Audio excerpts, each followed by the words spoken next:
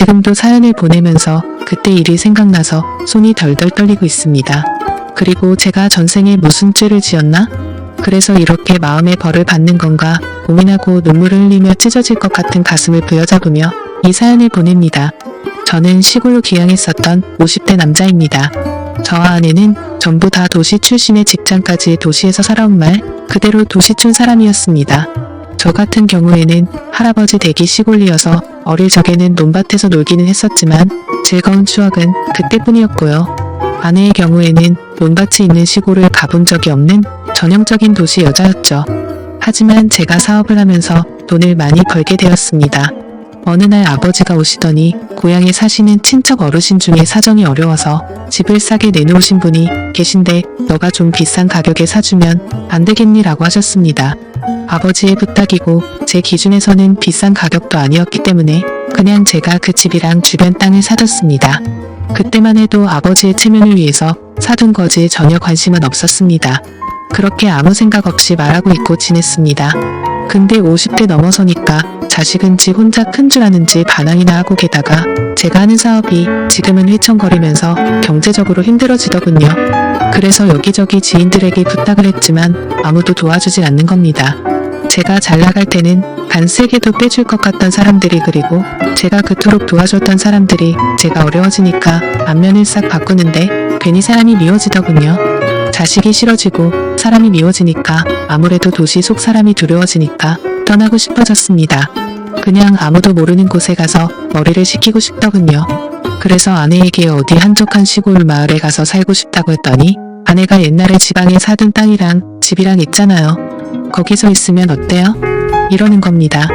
사업을 하느라 전혀 신경도 안 썼는데 아내의 말에 그제야 떠올라서 바로 시골로 내려왔죠. 여전히 시골은 시골이더군요. 하지만 오히려 그게 마음에 쏙 들었습니다. 그래 아무도 모르는 동네에 가서 마음 정리 좀 하고 살자는 생각이었습니다. 그래서 저 혼자 일단 시골에 내려왔죠.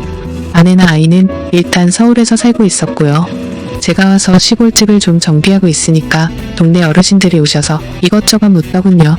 그래서 친절하게 설명을 했습니다. 그랬더니 어르신들은 여기 청년회랑 마을 발전회가 있는데 언제 한번 들러봐라고 하더군요. 아무래도 시골 정서를 조금 알기 때문에 저는 동네 어르신들이랑 청년회 분들에게 극진이 되었죠. 말이 청년회라고 연세들이 저보다 적게는 10년 많게는 20년 가까이 더 많은 분들이었으니까요. 나름 대접을 꾸준히 하고 동네 봉사활동에 어느 정도 참여했더니 동네 어르신들이랑 청년회 형님들도 저를 마을 사람으로 인정해 주시더군요. 그리고 친해진 뒤에 술자리에서 이런저런 이야기를 하면서 보니까 청년회 형님들 중에는 햇볕에 그을리고 옷을 후줄근하게 입어서 늙어 보이는 것뿐이지 몸이 저보다 다 건장하고 근육이 넘치는 분들이 많으셔서 놀랐습니다. 그래서 제가 역시 도시 사람들보다 농촌에 계시는 분들이 건강하다니까요 하면서 감탄을 하기도 했어요. 그 이후로는 일사천리였습니다. 마을 사람으로 받아주니까 저를 도와서 마당을 꾸며주는 형님도 계셨고 전기부터 전화까지 아름답게 소개를 시켜주셔서 생활에 불편함 없이 해주는 형님도 계셨습니다.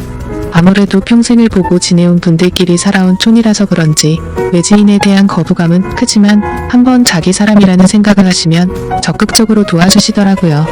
그렇게 어느 정도 마음을 터놓으니까 일자리도 알아봐 주셨습니다.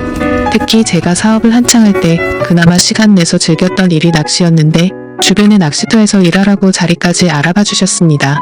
솔직히 제가 일을 할 만큼 돈이 쪼들릴 정도는 아니었습니다. 모아둔 돈도 어느 정도 있었고 사람이 싫어서 내려온 거지 일을 하려고 귀농을 했던 건 아니었으니까요. 하지만 형님들은 사람이 놀면 안 된다면서 일자리도 알아봐 주시고 저 혼자 있다면서 반찬이랑 식사도 매번 주시는 겁니다. 그때는 역시 진심은 통하는구나 생각했죠. 그 후에 아내랑 아들도 가끔 시골로 내려와서 시간을 보냈고 저는 있는 돈 없는 돈 끌어모아서 낚시터를 인수해버렸습니다.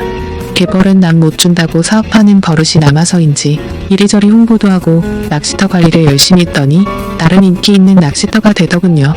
이젠 일도 익숙해지고 마을 사람들과 호용호제하면서 친해지니까 아내를 시골로 불러도 될 것 같았습니다. 아이도 대학에 들어갔고 어차피 떨어져 지는 시간도 꽤 됐고 이만하면 전원 생활을 누리면서 지친 몸과 마음을 치료하면 되겠다라는 생각이었습니다. 그 말에 아내도 흔쾌히 응해줬어요. 그래서 아내는 대학 기숙사에 들어가 아이를 두고 서울에 있는 걸 모두 정리한 채 시골로 내려와 저와 함께 전원 생활을 시작했습니다. 처음에는 아내가 굉장히 즐거워하더군요. 낚시터에서 같이 일도 하고 가끔 드라이브도 가고 텃밭도 가꾸면서 지냈습니다. 매일매일이 저에게는 소중한 날들이었고 기쁨이었죠. 근데 아내는 점점 활기를 잃어가고 짜증만 내는 거예요. 아침에 낚시터 관리하는 것도 이제는 지겹다. 텃밭 가꾸는 것도 이제는 힘들다며 매일 투덜대는 겁니다. 처음에는 달래도 보고 도심지로 나가서 쇼핑도 시켜줬건만 아내의 기분은 도무지 풀릴 기분이 아니더라고요. 아무래도 도시에서 자라서 도시에서 50년 가까이 살았으니 충분히 이해는 됐지만 이제는 늙어 죽을 때까지 흙냄새 맡으며 살아야 하는데 자꾸 우회하니까 답답하더라고요. 그래서 하루는 아내에게 당신 뭐가 불만이야? 서울로 다시 가고 싶어 하고 물으니까 그건 또 아니랍니다. 그래서 다시 아내에게 이젠 여기가 제2의 고향이야. 난 다시 서울로 가고 싶어도 갈 수 없어. 불편한 건 좀 있겠지만 조금만 참자 제발 이렇게 통사정을 했죠. 아내도 그러겠다고 대답은 하더군요. 너무 힘들어서 주변 어르신들과 청년 형님들에게 이야기를 했더니 그런 일들이 예전부터 쏟도록 했다면서 특히 청년 형님 중 한 분은 우리가 너무 무신경했네. 재수씨가 좀 쑥스러워하길래 일부러 동네 적응하라는 뜻으로 말도 안 걸고 그랬는데 이참에 마을 잔치라도 한번 열어줘야겠어? 이러는 겁니다. 저는 괜찮다고 극구사양했는데도 시골 인심이란 게 아무래도 통이 크다 보니까 정말 마을 잔치가 돼버렸습니다. 돼지 한 마리 잡는 수준까지는 아니지만 그래도 고기도 좀 삶고 반찬도 준비하고 동네 어르신들이랑 형님들 그리고 여러 아주머니들이 제 아내만을 위해서 전부 나서서 잔치 같은 환영식을 열어줬죠. 처음에는 쑥스러웠던 아내도 그날은 굉장히 즐거워 보였어요. 술도 한잔하고 마을 사람들하고 친해지니까 아주 생기가 돌아 보였습니다. 그래서 술도 마셨겠다 기분도 묘하게 좋아져서 그런지 그날 밤에 아내랑 오랜만에 행복한 시간도 보냈습니다. 이제부터 모든 게 잘 풀릴 거라 생각했습니다. 아내도 예전보다는 기운을 좀 차린 것 같았고요. 그래서 낚시도 일을 마치고 와보면 아내는 동네 청년 형님들과 마을 일을 돕고 있거나 아니면 집 앞 텃밭을 가꾸고 요즘은 인터넷으로 정원 가꾸기 이런 걸 보면서 공부도 하더라고요. 그 모습을 보면서 흐뭇했죠. 하지만 아내의 비밀을 알게 된 건 몇 달이 지나고 나서부터입니다. 아무래도 새벽에 나가는 일이 많다 보니까 저녁에 일찍 잠을 자는 편이었는데 그날따라 잠을 굉장히 일찍 깼어요. 대충 새벽 1시쯤 된 것 같더군요. 목이 말라서 물을 마시고 방으로 들어와 보니까 아내가 없는 겁니다. 가끔 제 코 고는 소리가 싫다면서 딴 방에 가서 혼자 자는 경우가 종종 있어서 별로 신경 안 쓰고 다시 잠을 자려고 했습니다. 근데 뭔가 거실 쪽에서 누가 왔다 갔다 하는 소리가 들리는 거예요. 살금살금 걸어가는데 옷감이 서로 삭삭 스치는 소리였습니다. 워낙 시골이라 조용하고 한번 신경 쓰이니까 그런 발소리에 옷감 스치는 소리까지 들리는 겁니다. 아내가 왜 저러나? 라는 생각에 잠 안 자고 살금살금 고양이 걸음을 왜 하는 거야? 하면서 나가봤더니 아내가 현관문 앞에 서 있는 겁니다. 깜짝 놀라서 거기서 뭐해? 그랬죠. 그랬더니 잠이 안 와서 잠깐 나갔다 왔다는 겁니다. 처음에는 그런가 보다 했죠. 근데 몸에 풀이 좀 묻어 있는 겁니다. 아니 어디까지 나갔다 왔길래 몸에 풀이 묻어 있어? 라고 하니까 아내는 깜짝 놀라면서 요 앞에 갔다 오는데 좀 묻었나 보네? 이러는 겁니다. 그래서 농담으로 모르는 사람이 보면 어디 논밭에서 뒹군 사람으로 보여? 라고 했더니 아내는 눈에 상심지를 켜고 아니 무슨 말을 그렇게 해? 내가 새벽에 나가서 어떤 놈하고 뒹굴다가 왔다는 거야? 이러는 겁니다. 반응이 너무 거세서 좀 놀랐죠. 아니 농담으로 그런 거지 누가 진짜 그렇다고 믿겠어? 그 말에 아내는 상당히 기분이 나쁘다는 투로 당신 나한테 그런 말 하지마 엄청 기분 나빠 이러면서 다른 방으로 들어가서 잠을 자더군요. 그때만 해도 거참 별거 아닌 것 같고 엄청 화를 내네 라고 생각했습니다. 그 이후로 그 일은 잊고 지낼 정도로 바쁘게 살았습니다. 낚시터 관리하고 서울에서 지인들의 도움으로 다른 일도 벌이게 되니까 한 달에 며칠은 서울로 올라갔다 내려오기도 하고 귀농을 한 이후로 뭔가 일이 잘 풀려가더군요. 아무래도 몸도 마음도 안정이 돼서 그런가 보다라고 생각했습니다. 그날은 서울에서 회의가 늦게 끝나서 아침 일찍 내려갈까 하다가 그래도 잠은 집에서 자려고 새벽쯤에 시골집에 도착을 했죠. 문을 열고 들어가니까 아내는 자고 있더라고요. 근데 주방에 누군가랑 술을 마신 듯이 어지럽혀져 있고 낌새가 좀 이상한 겁니다. 도대체 누굴 데리고 와서 술 마신 거야? 라는 생각이 들더군요. 제가 좀 깔끔을 떠는 성격이라 피곤해도 술병이랑 안주 널브러진 것은 치우고자 했거든요. 그래서 이것저것 치우는데 의자에 못 보던 열쇠 꾸러미가 있는 거예요. 보아하니까 바지 허리춤에 채우는 창고 열쇠 꾸러미였습니다. 이게 왜 여기 있지? 누구 거지? 궁금하더군요. 그래서 다음날 아침에 아내에게 열쇠 이야기를 꺼내니까 어제 청년의 형님이 오셔서 간단하게 맥주 한잔 했어. 그게 뭐 잘못됐어? 이러는 겁니다. 마을 사람이 우리 집에 올 수도 있고 맥주 한잔 나눌 수도 있겠지만 열쇠까지 떨어뜨리고 갈 정도로 정신이 없었다는 게 이상한 거죠. 농사일을 해보신 분들은 알지만 농사와 관련된 열쇠나 농기구들은 기가 막히게 챙기거든요. 그래서 열쇠 꾸러미를 들고 청년의 형님 집으로 가고 있는데 동네 할머니 한 분이 오시더니 거 요즘 한 사람 소문 안 좋아?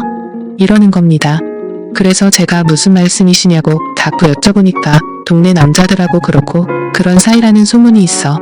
마누라 간수 잘해? 라는 거예요. 이게 무슨 소리인가 싶더라고요. 동네 남자들이라니요.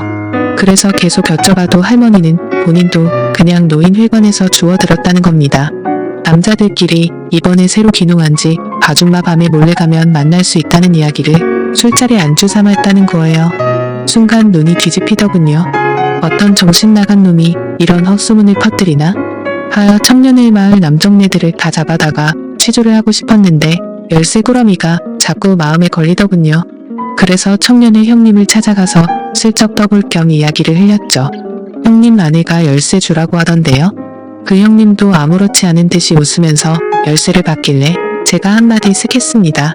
어제 우리 집에서 술 한잔 하셨다면서요. 술만 드신 거예요? 그랬더니 청년의 형님은 인상을 확 쓰면서 도대체 뭔 대답이 듣고 싶어서 이러냐며 집으로 돌아가는 겁니다. 뭔가 좀 캥기더군요. 평상시 같으면 이런 말에 미주알 고주알 끼어들고 설명하기 좋아하는 양반인데 정색을 하며 들어가는 폼이 아무래도 수사했습니다. 그래서 일부러 모르는 척 며칠을 보냈죠. 그 하루하루가 정말 고통스럽더라고요. 너무나도 궁금했고요. 그래도 꾹 참았습니다. 제 눈으로 증거를 찾고 싶었으니까요. 그런데 드디어 그날이 왔습니다. 그날도 새벽쯤에 자는 척 하던데 아내가 어디론가 나가더군요. 자는 척 하다가 몰래 쫓아 나가봤습니다. 청년의 형님이기만 해봐. 둘 다 아작을 내버릴 거니까 라는 생각에 뒤를 쫓아갔죠. 그런데 새벽 이슬 맞고 아내가 찾아간 곳은 논밭 근처에 있는 허름한 비닐하우스였습니다. 농사를 짓는 곳은 아니고 마을 공용 창고같이 농기구를 저장해놓고 쉬는 공간으로 활용을 하는 곳이었거든요. 순간 망치로 머리를 맞은 기분이더라고요. 그래서 몰래 안을 들어가서 안쪽을 봤습니다. 누굴까? 어떤 놈일까? 궁금하기도 하고 막상 보면 열받을 것 같아서 두렵기도 하고 손이 부르르 떨렸지만 안을 들여다봤죠. 그런데 세상에나 청년의 형님이 아닌 다른 형님인 겁니다. 이건 또 뭔가 싶더라고요. 둘은 이미 더러운 짓을 벌이기 시작했더군요. 차마 그 소리를 듣고 싶지도 않고 이제는 끝내려는 마음에 확 덮쳐버렸습니다. 깜짝 놀란 아내와 그 형님은 손발이 되게 빠르더군요. 언제부터 이랬냐며 제가 화를 막 내니까 갑자기 그 형님 입에서 더 충격적인 말이 튀어나왔습니다. 난 오늘이 처음이고 다른 사람들을 몇 번 만났어. 이건 또 무슨 소리인가? 머리가 띵하더군요. 아내는 여보, 지금 이 사람이 정신 나가서 헛소리하는 거야. 믿지 마. 라고 하더니 나중에는 살려달라고 빌고 나중에는 낙에 받쳐서 맘대로 해. 하면서 들어눕더군요. 하지만 계속 소리를 지르고 난리를 쳤더니 끝내 몇 군데 집을 가리키는 겁니다. 그 새벽에 그 집 문을 발로 차고 들어가서나 우리 마누라 건든 놈들 나오라고 큰 소리를 쳤습니다. 동네가 난리가 났죠. 알고 보니 마을에 체격 좋고 힘 좀 쓴다는데 6놈 그리고 물론 청년의 형님도 껴있었습니다. 마을 남정네들 대 6놈이 마누라랑 놀아댔다더군요. 하늘이 무너지는 기분이었습니다. 그놈들은 제 아내가 먼저 유혹을 했다면서 핑계만 늘어대고 아내는 아니라고 자기는 그런 적 없다고 싹싹 빌고 아주 난장판이었습니다. 조용히 끝내려고 했지만 도저히 안 되겠더군요. 근데 마을 이장님이 한사코 말리고 제발 경찰에 신고를 안 하면 안 되겠냐며 싹싹 빌더군요. 그리고 마을 사람 모두가 잘못했다면서 합의금은 얼마든지 주겠다며 싹싹 빚는 겁니다. 확인을 해보니 무슨 대가성으로 주고 판 것도 아니고 아내가 자발적으로 나섰던 터라 이걸 어떻게 처벌하기도 애매하더라고요.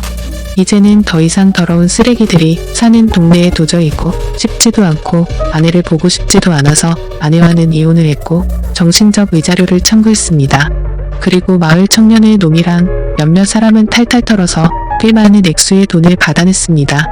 어차피 법으로 제대로 엿먹일 수 없다면 돈이라도 왕창 뜯어낼 생각이었는데 촌 사람들이 은근히 돈이 많더군요. 그 돈으로 지금은 서울에서 장사를 하고 있습니다. 정말 잘 먹고 잘 살고 있습니다만 마음 한구석은 정말 쓰리고 아픕니다. 동네 사람들은 지금도 이 일은 비밀로 쉬쉬하고 있다고 하더군요.